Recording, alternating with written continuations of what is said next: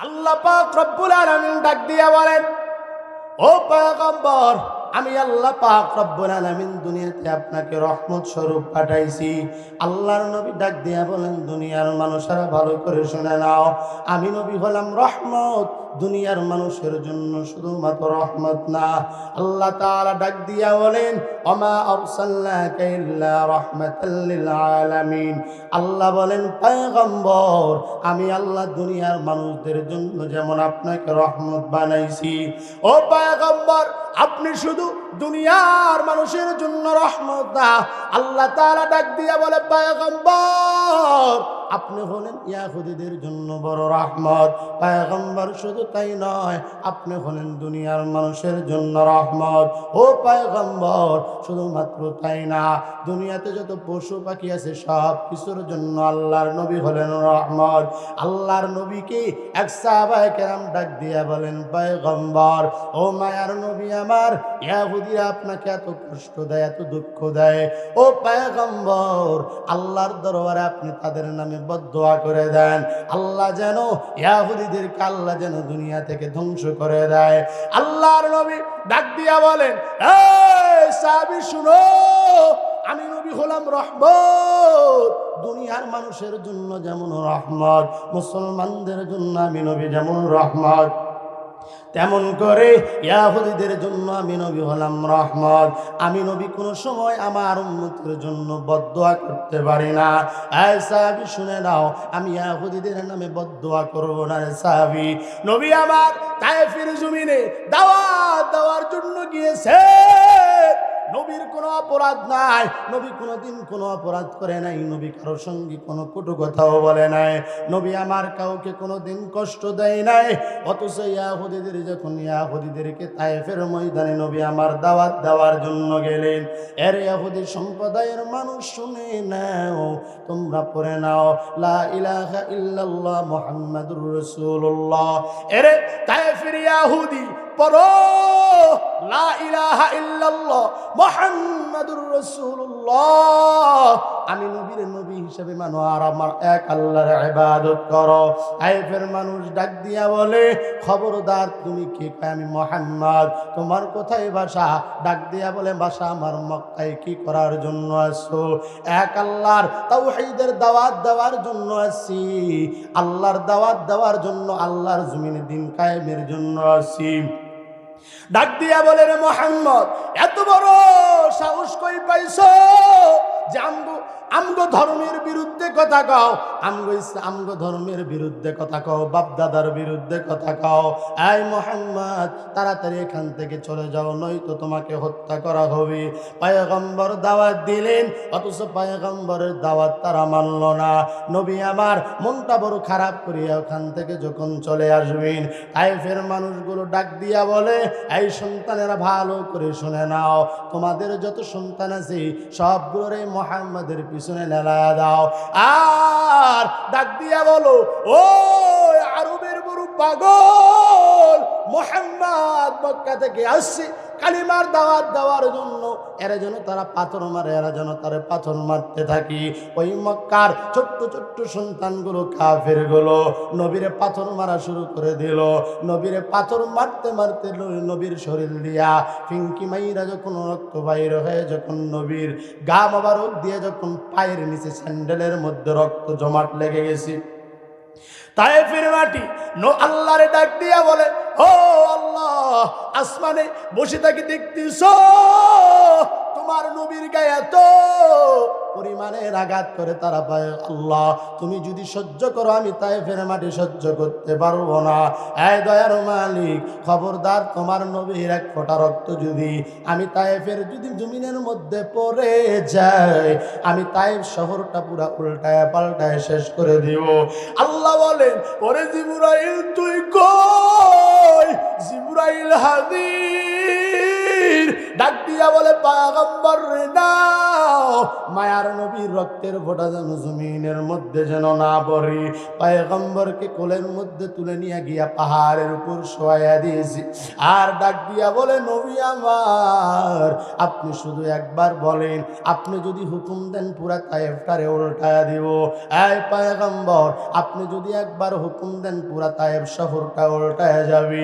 আল্লাহর নবী চোখের পানি ফেলায়া কান্না করে আর ডাক দিয়া বলে রে জিবরাইল, তুমি তো উম্মতের কষ্ট বুঝবা না রে জিবরাইল।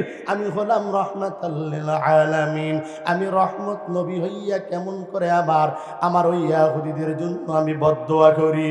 ও ভাই জিবরাইল, ওই ইহুদিরা বুঝে নাই, তায়েফের মানুষেরা বুঝে নাই। ও জিবরাইল, খবরদার আমার উম্মতের ব্যাপারে এমন কথা বলবা না। নবী আবার চোখের পানি ফেলায়া ফেলায়া আল্লাহরে ডাক দিয়া বলে, ও দয়ার মালিক, আমি কষ্ট পাই নাই, আপনিও যেন দুঃখ না পান। পয়গম্বর, আমিও মাফ করে দিলাম, আপনিও মাফ করে দেন। ও আল্লাহ, বড় আল্লাহ, আপনি দয়া করে মায়া করে তায়েফবাসীর হেদায়েত দান করে দেন। এরা ইটালি এলাকার মুসলমান, তাকা দেখো নবী আমার এত বড় রহমত। নবী আমার তাদের জন্য বদদোয়া করে নাই। নবী চাইলেই পারতো তাদের নামে বদদোয়া করতে, বদদোয়া দিতে, কিন্তু দেয় নাই। জিবরাইল আমিন বারবার ডাক দিয়া বলে পয়গম্বর, আপনি শুধু একবার বলেন, আমি তাদেরকে সঙ্গে সঙ্গে ধ্বংস করে দিও। আল্লাহর নবী ডাক দিয়া বলেন, না না জিবরাইল, তুমি যদি তায়েফবাসীর ধ্বংস করে দাও, এই জিবরাইল বলো না, আমি কার কাছে যাব কালিমার দাওয়াত নিয়ে দিতে? আমি কার কাছে যাব এক আল্লাহর দাওয়াত নিয়ে গিয়ে? এই জিবরাইল, খবরদার আমার উম্মতের ব্যাপারে এমন কথা বলবা না। এরে ইটালি, এরে মহাদেবপুর এলাকার মুসলমান, শুনো, ওই নবী এত বড় রহমত, আজকে ওই নবীর সুন্নাত তোমার আমার মধ্যে নাই। আজকে তুমি নামাজ পড়তে চাও না। নবী আমার বলেন, আমি আমার নবীর সুন্নাত, আমার সুন্নতকে তোমরা বেশি বেশি আঁকড়ায়া ধরো। আল্লাহ তাআলা পয়গম্বরকে জানায় দেন, ও পয়গম্বর আমার ভালো করে শুনে নেন, কুল ইন কুনতুম তুহিব্বুনাল্লাহ ফাত্তাবিউনি ইউহিব্বুকুমুল্লাহু ওয়া ইয়াগফির লাকুম যুনুবাকুম আল্লাহু গফুরুর রহিম।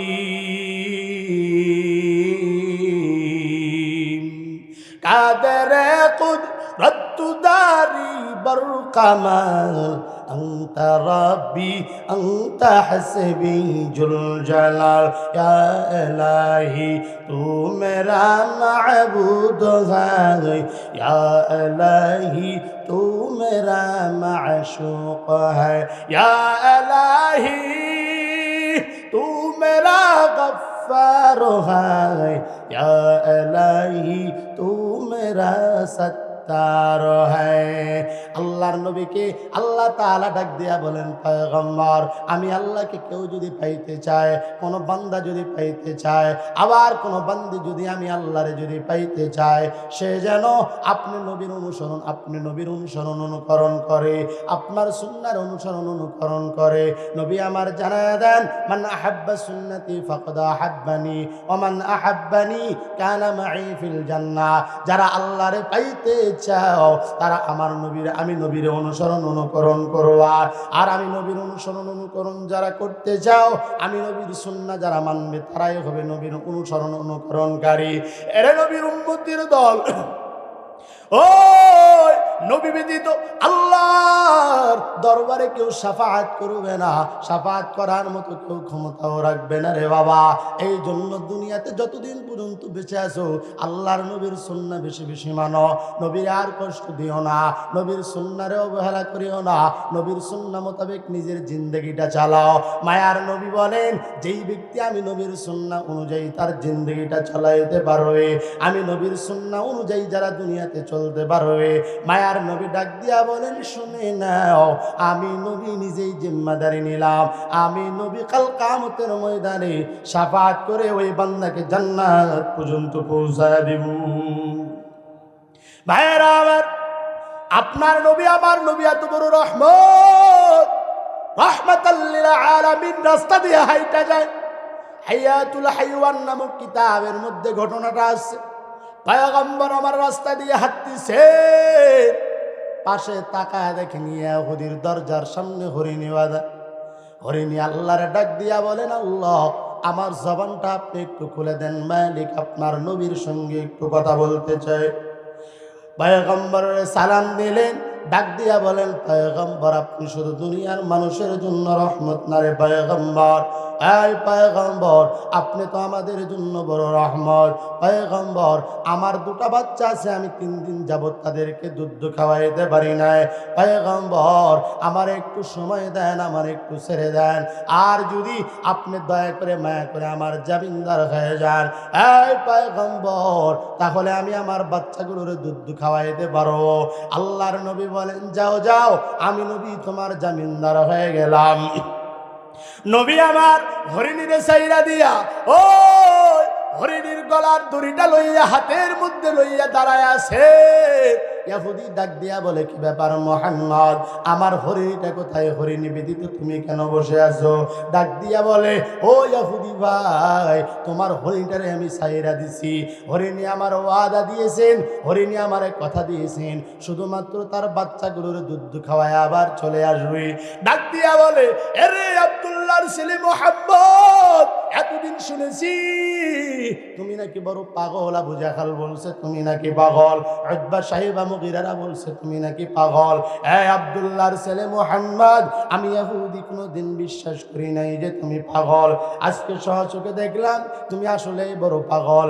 এই মুহাম্মদ বলো তো দেখি, যেই হরিণীর একবার জঙ্গলার মধ্যে ছেড়ে দাও, ওই হরিণীকে আর কোনোদিন লোকালয়ে ফিরে নাকি? এই মুহাম্মদ ওই হরিণী আর তো কোনোদিন ফিরবে না। নবী আমার ডাক দিয়া বলে, ইহুদি ভালো করে শুনে নাও, হরিণী যদি না লোকালয়ে আসে রে ইহুদি, তুমি আমারে হত্যা করবা। হরিণীরে তুমি জবাই করতা, হরিণীর বদলে আমি মুহাম্মদ রে জবাই করে দিবা। ইহুদি এত আনন্দিত হইয়া ডাক দিয়া বলে, তোরা শুনছনি? ডাক দিয়া বলে, কি ব্যাপার? আবু জাহাল ডাক দিয়া বলে, ইহুদি তুমি এত খুশি কেন? ইহুদি ডাক দিয়া বলে, এই আবু জাহাল, এতদিন চিন্তা করছো কিন্তু বাস্তবায়ন করতে পারো নাই। এতদিন তুমি মুহাম্মদরে হত্যা করতে চাইছো কিন্তু পারো নাই। আজকে বড় সুযোগ পেয়ে গেলাম মুহাম্মদরে হত্যা করার জন্য। কেমন করে ইহুদি রে? আবু জাহাল ডাক দিয়া বলে, ইহুদি কেমন করে মুহাম্মদরে হত্যা করবি? ডাক দিয়া বলে, এই আবু জাহাল ভালো করে শুনে নাও, আমার বাসার সামনে একটা হরিণী বাঁধা ছিল। ওই হরিণীটারে মুহাম্মদ ছাড়া দিয়া হরিণীর রশিটা লইয়া মুহাম্মদ আমার বাসার সামনে দাঁড়ায় আছে।